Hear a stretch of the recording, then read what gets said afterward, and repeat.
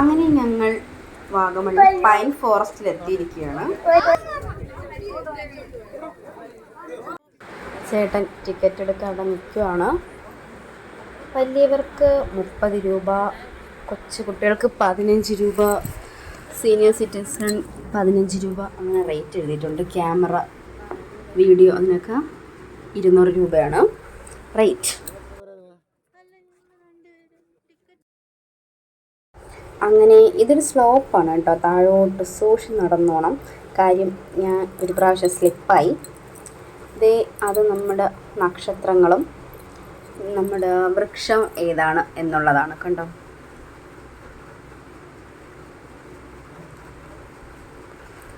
അങ്ങനെ ഞങ്ങൾ നടന്നിങ്ങനെ മുകളിലോട്ട് ഞങ്ങളിങ്ങനെ കയറുവാണ്.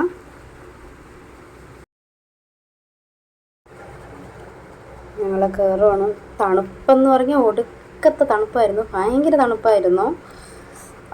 കൊടൈക്കനാൽ പോയതിനേക്കാളും ഇവിടെയാണ് തണുപ്പ് എനിക്ക് നല്ല ഫീൽ ചെയ്തത്. ഇവിടെ വാഗമൺ പൈൻ ഫോറസ്റ്റ് ചെറിയൊരു കുഞ്ഞ് മഴ പോലെ ഉണ്ടായിരുന്നു.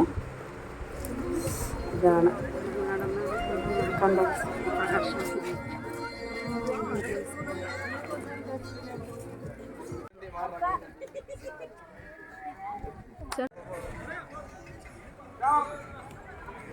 അവിടെ ആരോ ബോക്സ് കൊണ്ടുവന്ന് പാട്ട് കേട്ട് നടക്കുകയാണ്. ആരാണെന്നറിയില്ല, പുറത്തുനിന്ന് ആരോ വന്നതാണ്.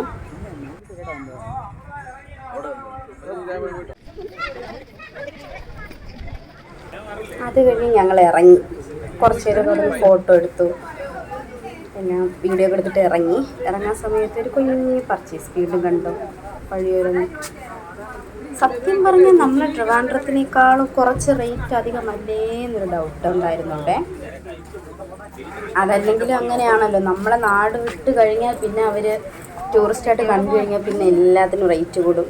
പിന്നെ ബാർഗെയിനിങ് ചെറിയ തോതിലൊക്കെ ബാർഗെയിൻ നമുക്ക് ചെയ്യാൻ പറ്റും.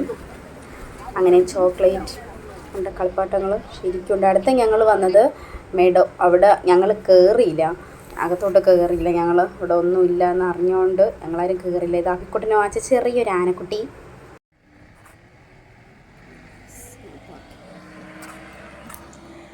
ഓടിപ്പോയിരിക്കും. ഞാൻ ഒറ്റയ്ക്ക് നടന്ന് വരെയൊന്നും കാണാനില്ല.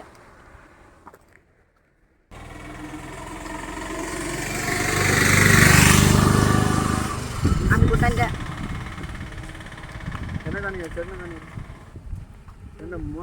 കുറച്ച് തേൻ ഒഴിച്ചാൽ മതി.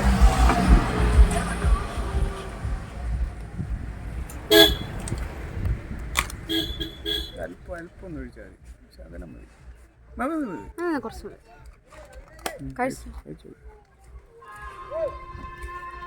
Thank you.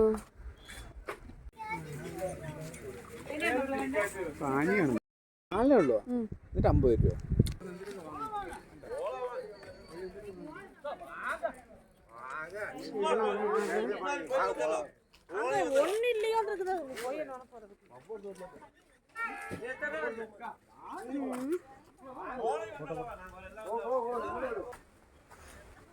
നടന്നോളം സത്യമായിട്ട് ഉറക്കം വരികയാണ്.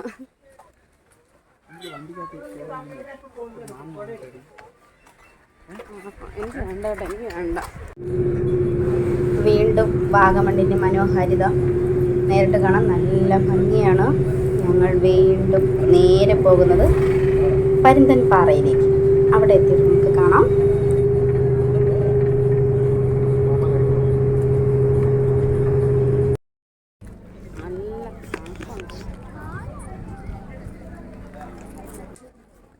ഞങ്ങളൊരു 4-4:30 മണിയായപ്പോൾ വടയും ചായയും സോസും കൂട്ടി കഴിച്ചു. ഇതാണ് ആ പരുന്തൻ പാറ. ഒരുപാട് മൂവീസൊക്കെ ഇവിടെ ഷൂട്ട് ചെയ്തിട്ടുണ്ടെന്ന് ഞാൻ പിന്നീട് അറിഞ്ഞു. നസ്രാണി, പിന്നെ ഭ്രമരം, അങ്ങനെ ഒരുപാട് മൂവീസ് ഇവിടെ ചെയ്തിട്ടുണ്ട്. നല്ല ഭംഗിയാണ് കണ്ടോ.